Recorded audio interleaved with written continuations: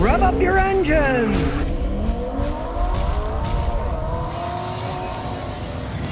Well, if you remember a while back, I made a video on the new mid-engine Corvette, and I said it's really cool, but let's see how they hold up. Well, they're not holding up all that well. GM just notified the National Highway Traffic Safety Association that they're looking into the problems with the transmissions in them. Turns out that the C8 transmissions, the dual-clutch transmissions that are real screamers, there's no arguing that. I drove them, they're fast. But they start to leak, and they have DCT filters that clog up even before 7,500 miles. A company called Tremac produces them. GM doesn't make them. Probably too much technology for GM to figure out themselves. And when they get bad enough, you get a service transmission light on your vehicle that prevents the car from powering off. All this technology, it's got a lot of downsides. Now, they're saying that the reason they won't power off is, and I quote, debris on the park position sensor magnet caused an incorrect position leading to the transmission control module. Debris in less than 8,500 miles. Debris. That means the transmission inside is coming apart. Metallic pieces are coming out already. They're having problems with them. Now, the thing about these transmissions are they're developed just for the mid-engine Corvette. And they say they can transition from gear to gear in less than 100 milliseconds. So they're really fast at shifting. But obviously, they're really fast at falling apart, too. This is how complex they are. The LSD is a clutch-type differential with predetermined bias profiles, and the ELSD can vary torque constantly thanks to an epicyclic planetary differential with a normally open west clutch. Yes, these things are complex. They're very complex, but obviously they're not built correctly. You get a company, GM, not known for quality. They're not building these transmissions, granted. This company, Tremac, is making them. They couldn't figure out how to build them themselves. But obviously, they're having problems with them. It proved that I was right about saying, hey, these Corvettes are cool for driving around, but will they hold up over time? Doesn't look like they are holding up. Make a new design. You have another company design an all-new gearbox. I see problems with that all the time. So I tell people, do not buy a vehicle when it just came out, especially when it's got brand new designs never used before, made by a different company, put into their car. You're asking for trouble. It's just asking for trouble. They don't test these things enough. They're rushed to put them out. Rush them. Get them out. It's got to sell. Just like if you remember Ford, decades ago, came back with a Thunderbird, and it was behind production late, and finally they got them out, and they were crap because they rushed it, and they were horrible cars. They don't make them anymore. They got such a bad reputation for being a new design that was crap. Well, maybe a little more testing should come to the forefront in the real world before you start selling these things to people. Here we go. Tesla and their lack of quality. Tesla's now recalling about 3,000 Model 3 and Model Y for suspension systems that might come apart. Oh, just the thing. Suspension fasteners may come loose,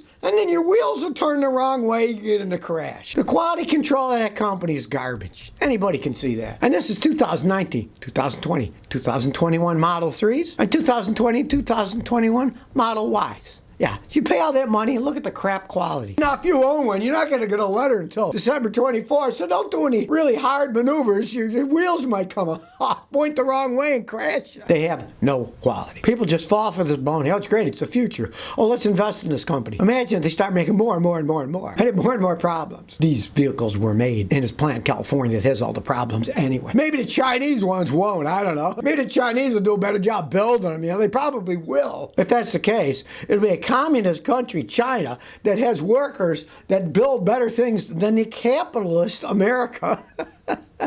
Wouldn't that be a switch? I remember the poor quality control that the East Germans had compared to West Germany that was free market, and the East Germans are communists. It'd be a flip there. The communists do a better job than the capitalists in building things to sell to capitalist countries.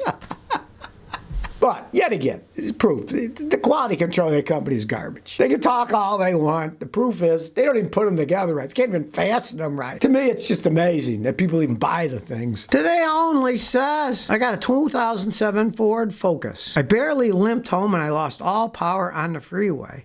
But my check engine light didn't come on. This is a very common thing. If you're losing all power and you can barely limp home and there's no light on, odds are your fuel pump is going out. The fuel pump pumps fuel to the fuel injectors. If you don't get enough fuel, the car will barely run. But that's an old car. It's an '07. The computer in that car doesn't know what the fuel pressure is. It can't trip a code for low fuel pressure because it doesn't know what the fuel pressure is.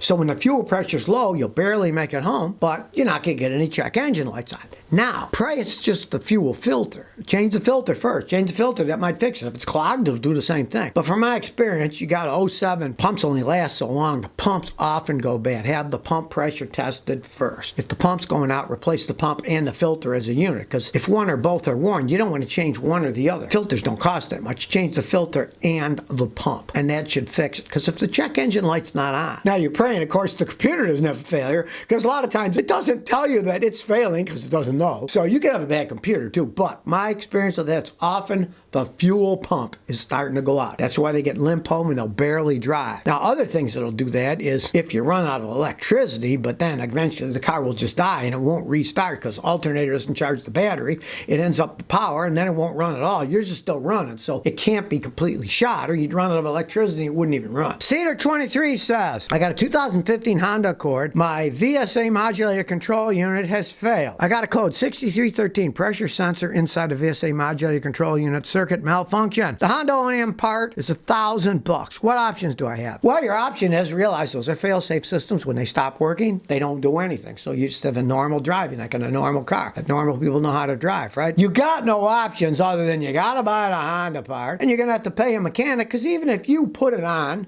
one, you're not gonna be able to bleed the system out without a dealer-level scanner like I have. Then two, you gotta reprogram the car for the stupid thing to work, and you're not gonna have that either. So you're gonna spend a lot more than $1,000 before you go down the line. Now, if you're a riverboat gambler, you like rolling those dice, hey, go get one in a junkyard. But, you know, it's a 7-year-old car. That computer stuff all breaks down as they age. If you want it, you're going to have to bite the bullet and spend a ton of money. But if you don't, I've had customers drive them years that way.